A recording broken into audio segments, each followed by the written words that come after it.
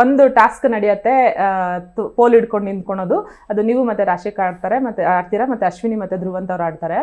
ಬಹುಶಃ ಅಶ್ವಿನಿ ಅವ್ರನ್ನ ಆ ಟಾಸ್ಕಲ್ಲಿ ನಿಮ್ಮಷ್ಟು ಅಪ್ರಿಷಿಯೇಟ್ ಮಾಡಿದವ್ರು ಯಾರೂ ಇಲ್ಲ ಅನ್ಸುತ್ತೆ ಸರ್. ಒಬ್ಬ ಸ್ಪೋರ್ಟ್ಸ್ ಪರ್ಸನಿಗೆ ಮಾತ್ರನೇ ಗೊತ್ತಿರುತ್ತದು, ಅಂದರೆ ಆ ಕಾಂಪಿಟೇಷನ್ ಹೆಂಗಿರುತ್ತೆ ಆ್ಯಂಡ್ ಅದನ್ನು ಯಾವ ರೀತಿ ನೋಡ್ತಾರೆ ಅನ್ನೋದು. ನಾನು ಥ್ರೂಔಟ್ ಎಪಿಸೋಡ್ ನೋಡಿದಾಗ ನೀವು ಎಷ್ಟು ಅಪ್ರಿಷಿಯೇಟ್ ಮಾಡಿದ್ರಿ ಅಂದರೆ, ನೀವು ಅಪ್ರಿಷಿಯೇಟ್ ಮಾಡಿದ್ದು ನೋಡಿ ನನಗೆ ನಿಮ್ಮನ್ನು ಅಪ್ರಿಷಿಯೇಟ್ ಮಾಡಬೇಕು ಅನ್ನಿಸ್ತು. ಬಿಕಾಸ್ ಅಲ್ಲಿ ಕಂಪೇರ್ ಮಾಡಿದ್ರೆ ಎಲ್ರಿಗಿಂತ ಅವ್ರ ಏಜಲ್ಲಿ ಸ್ವಲ್ಪ ದೊಡ್ಡವರಿದ್ರು, ಬಟ್ ಅಷ್ಟು ಹಠದಿಂದ ನಿಂತ್ಕೊಂಡ್ರು.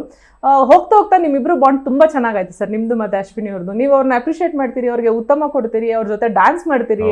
ಸೊ ನಿಮ್ಮ ಅವ್ರ ಬಾಂಡಿಂಗ್ ಬಗ್ಗೆ ಹೇಳೋದಿಲ್ಲ. ಏನಿಲ್ಲ, ಆಕ್ಚುಲಿ ಸ್ಟಾರ್ಟಿಂಗ್ ಇಂದ ಕ್ಲಾಶಸ್ ಆಗ್ತಾ ಇತ್ತು. ನಾವು ಅವ್ರಿಗೆ ಯಾವಾಗೂ ಹೇಳ್ತಾ ಇದ್ದೆ, ನೀವು ಮಾತಾಡೋದೇ ಒಂದು, ಮಾಡೋದೇ ಒಂದು ಅಂತ. ಬಟ್ ಆ ಟಾಸ್ಕ್ ಅಲ್ಲಿ ಏನಾಯ್ತು ಅಂದ್ರೆ, ನಾನ್ ಸ್ವಲ್ಪ ಮಿಸ್ಕ್ಯಾಲ್ಕುಲೇಷನ್ ಮಾಡಿದೆ. ನಾನ್ ಬೇಕಾದ್ರೆ 1.5 hour ನಿಂತ್ಕೋಬೋದಾಗಿತ್ತು. ನಾನು ರಾಶಿಕಾ 30 minutes ಬಿಟ್ಲಲ್ಲ, ಮೋಸ್ಟ್ಲಿ ಅಶ್ವಿನಿ ಅವರು ಅಷ್ಟೇ ಆಡೋದು ಅನ್ಕೊಂಡು ನಾನು 70 ಸಾಕು ಇವ್ರಿಗೆ ಇದ್ ಮಾಡಕ್ಕೆ. ಟಾರ್ಗೆಟ್ ಇದ್ದಿದ್ರೆ ನಾನು 2 hour ನಿಂತ್ಕೊಂಡ್ಬಿಡ್ತಿದ್ದೆ. ಸೊ ನಿಂತಾಗ ಅವರು ಬಂದಾಗ ನಾನು ಅಷ್ಟು ಅವ್ರಿಗೆ, ಯಾಕಂದ್ರೆ ಜೋರಾಗಿ ನೀರು ಎಸಿತಾ ಇದ್ದೆ. Because I am A sports man.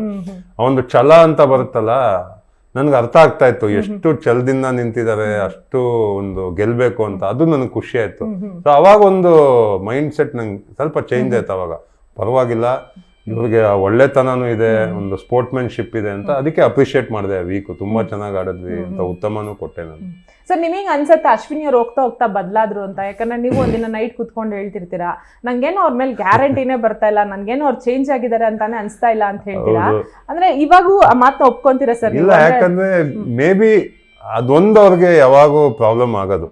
ಹೋಗು ಬಾ ಅನ್ನೋದು ಹೆಂಗಾಗೋಯ್ತು ಅಂದ್ರೆ, ಅದ್ರ ಬಗ್ಗೆನೇ ಫೈಟ್ ಮಾಡೋರು, ಮತ್ತೆ ಅದನ್ನ ಅವರೇ ಮಾತಾಡೋರು. ಒಂದು ವೀಕೆಂಡ್ ಅಲ್ಲಿ ಸುದೀಪ್ ಸದೇ ಹೇಳ್ಬಿಟ್ರು, ಇನ್ಮೇಲೆ ಅದಕ್ಕೆ ನಾನು ಬರೋದೇ ಇಲ್ಲ, ನೀವು ಏನಾದ್ರು ಮಾಡ್ಕೊಳ್ಳಿ ಅಂತ.